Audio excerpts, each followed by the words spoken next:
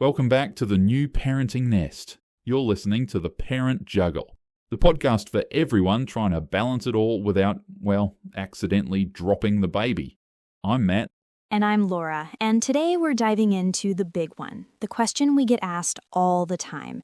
How do you balance a new baby, your career, and, everything else? Everything else being sleep, sanity, a social life? Exactly, that tiny little sliver of you that's left over.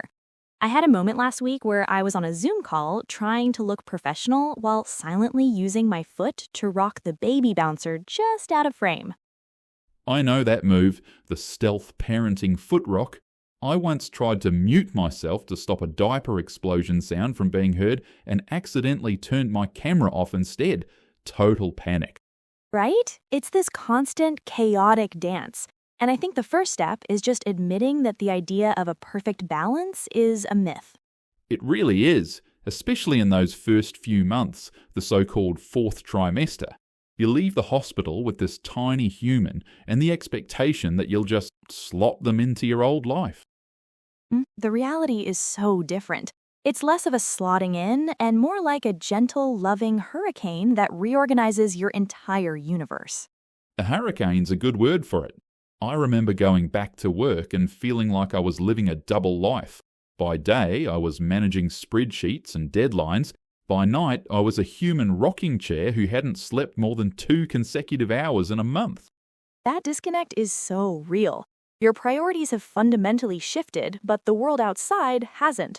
Your boss still expects that report, and on top of that, you're seeing articles about brain development and feeling like if you're not constantly stimulating them, you're failing. Exactly. You've got this time confetti and you're supposed to build a career and a healthy, securely attached, brilliant baby out of it. The pressure's immense. It is. I remember seeing these elaborate sensory bin ideas on social media and just feeling this wave of guilt. I barely had time to shower, let alone create a tiny farm-themed world out of dyed pasta. Right, and you become ruthless about it. You learn that things you thought were essential just aren't. Totally, which leads to the first real strategy, I think. It's not about balance, it's about integration and brutal prioritization. Integration, I like that. It feels more achievable. So what does that look like for you? For me, it meant getting really honest with my to-do list. I basically created a new parent version of the Eisenhower matrix. You know, the important versus urgent grid? That makes sense. Elevating your own basic needs. A tidy house, I forgot what that even looks like. For me, the big thing was setting really firm boundaries, especially with work. I felt this pressure to prove I was still on and available all the time. Oh, of course. The parent guilt is real. You feel you have to overcompensate. Totally. But it was burning me out. So I started blocking my calendar. From 5:30 to 7:30 p.m, my calendar just says family time. It's not busy, it's an unavailable hard block. It signals to my team that this time is non-negotiable. That's so smart. It's proactive communication. You're setting the expectation instead of having to apologize for being unavailable later. Right, and it gives me permission to be fully present at home during that time. No checking emails, no, I'll just take this one quick call.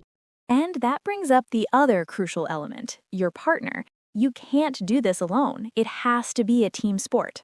100%. We had to get really explicit with our communication. No more assuming the other person knows what you need or how tired you are.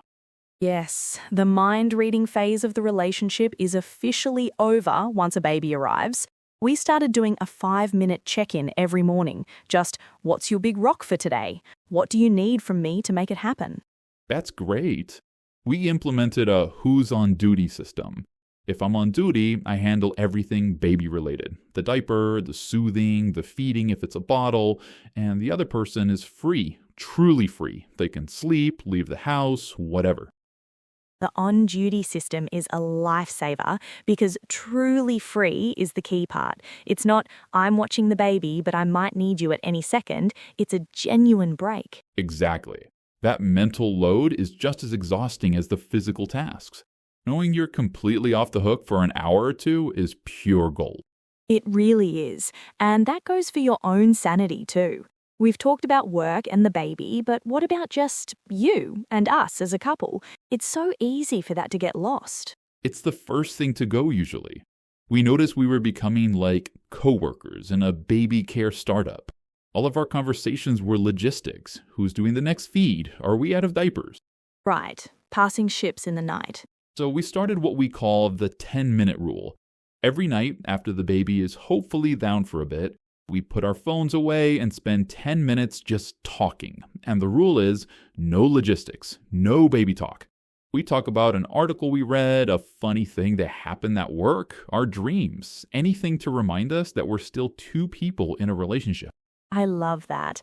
It's about intentional reconnection, and it's the same for yourself. You have to carve out that solo time, even if it feels selfish or impossible. For me, it's a 20-minute walk alone every single day. I just put on a podcast and walk around the block. It's not much, but it's my time to reset my brain and not be mum for a few minutes. That's so important. Mine was even smaller. I realized I missed being creative, so I started doing a 1-minute sketch in a notebook every day. It's not a masterpiece, but it's a small act of reclaiming a piece of my old self. It sounds small, but those little rituals are anchors in the storm. A friend of mine calls it finding your third space. You have home, you have work, and you need a third space that's just for you, where you're not an employee or a parent, but just yourself. For her, it was a weekly pottery class. For me, it's that daily walk. It's a non-negotiable appointment with myself. Reclaiming a piece of yourself. That's a great way to put it, because you're a new person, but you're still you. Right. So I guess if we're wrapping this up, the key isn't finding some magical, mythical balance.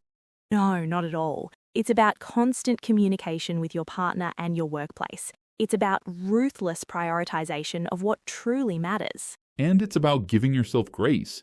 Some days you'll feel like you're acing the work stuff but failing at home. Other days you'll be super parent, but your inbox will be a disaster, and that's okay. It is absolutely okay. The goal isn't to be perfect, it's just to be present. Find a sustainable rhythm and remember to enjoy this crazy, beautiful, and exhausting season of life. Oh wow, that's a whole topic on its own. Thanks for listening, everyone, and thank you for joining us here at the New Parenting Nest. We'll be back soon with more interesting and important conversations.